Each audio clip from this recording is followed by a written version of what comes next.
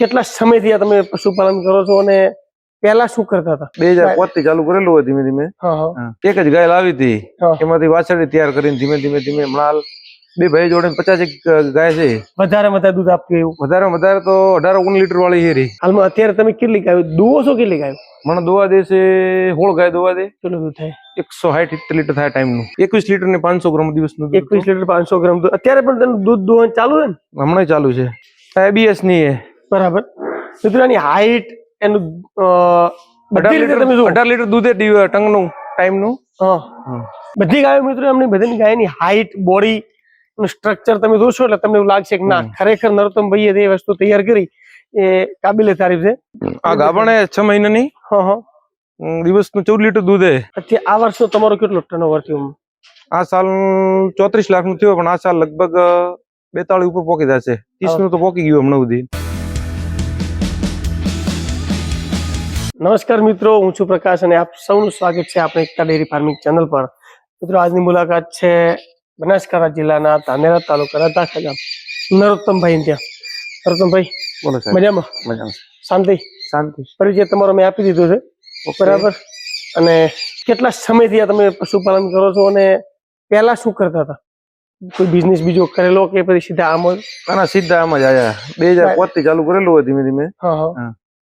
પેલા એક જ ગાય લાવી હતી, એમાંથી વાછરડી તૈયાર કરીને ધીમે ધીમે હમણાં બે ભાઈ જોડે 50 ગાય છે, નાના મોટી થઈને.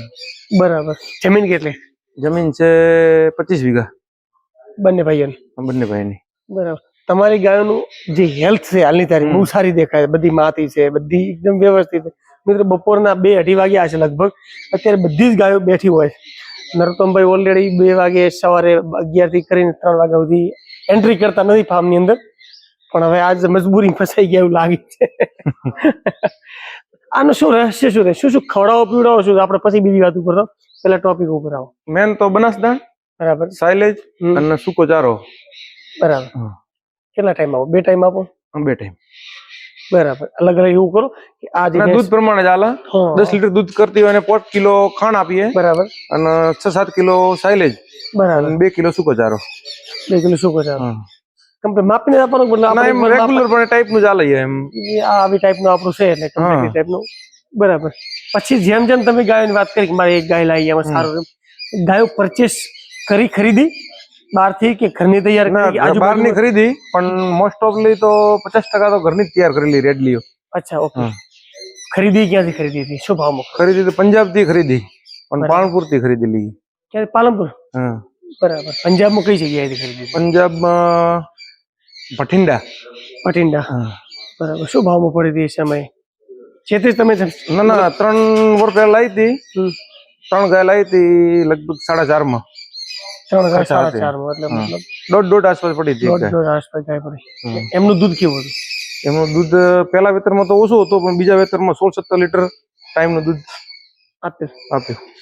પેલા વેતરમાં એટલે 10 લીટર આપ્યું છે? પેલા વેતર 12-13 લીટર આલ્યું, પણ એમ થોડું સારું. લોંગ ટાઈમ કેટલા સમય આપ્યો? લોંગ ટાઈમ તો છેલ્લા સુધી 6-7મો મહિનો બેન, ત્યાં સુધી 6-7 લીટર તો હોય જ. બરાબર. 6-7 લીટર. સારી બ્રીડ વાળી હોય તો ગાય. હાલની તારીખમાં તમારી પાસે કેવી ગાયો છે? મતલબ કેટલા લીટર વાળી ગાયો? પીક લેવલ કેટલો છે?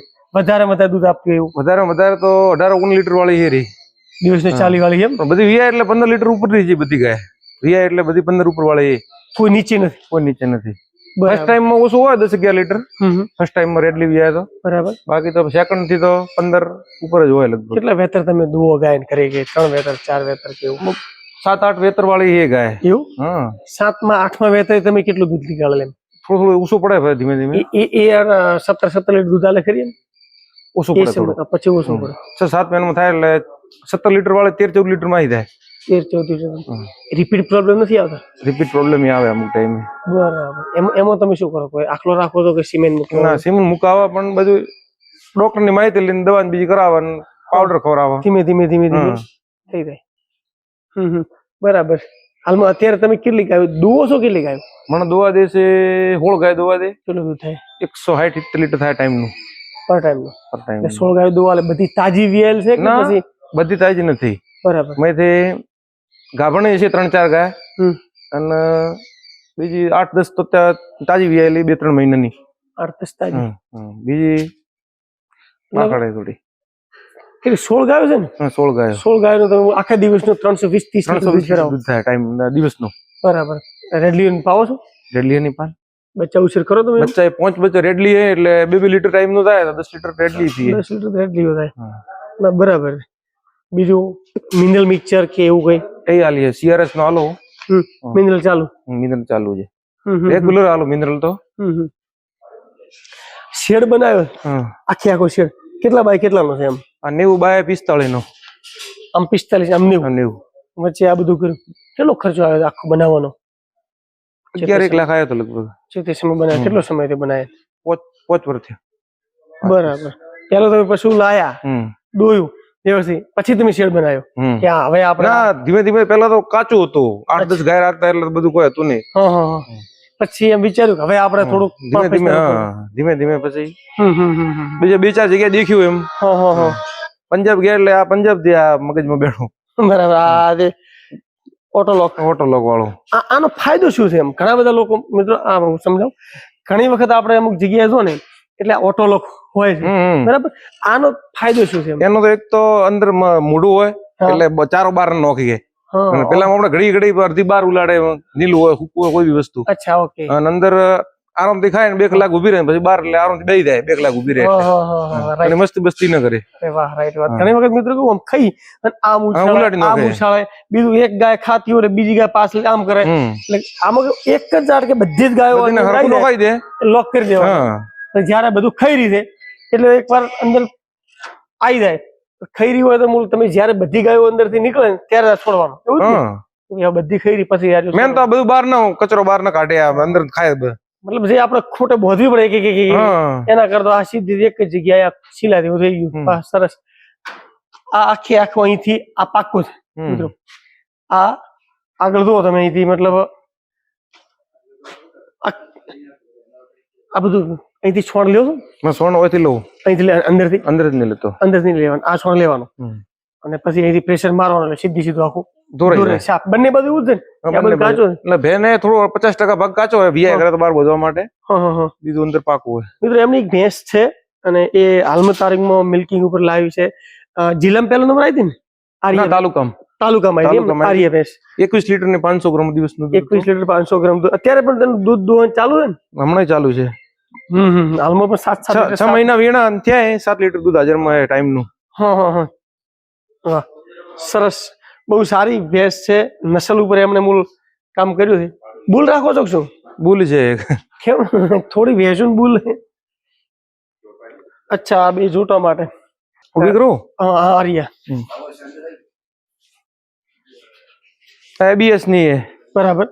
મિત્રો એની હાઈટ, એનું 18 લીટર દૂધ ટંગ નું ટાઈમ નું દિવસનું. એના માટે કોઈ અલગથી ફીડ કે અલગથી ખોણ કે એવું નથી આપતા? ના, સાયલેજ ના છે, બસ રેગ્યુલર છે, જે બધા માટે છે. બધા માટે છે જ. એના માટે થોડું એના પ્રમાણમાં વધારે આલું. 10-12 કિલો સાયલેજ આલું અને 6-7 કિલો દોણ.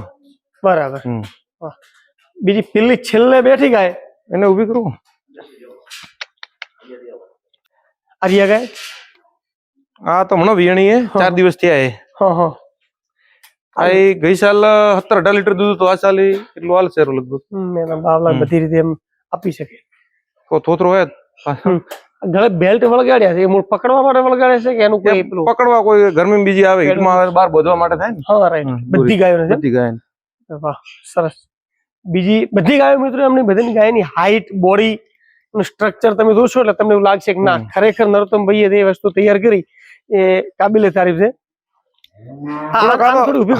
હવારમાં ગાય, હવારમાં આવો ભલે.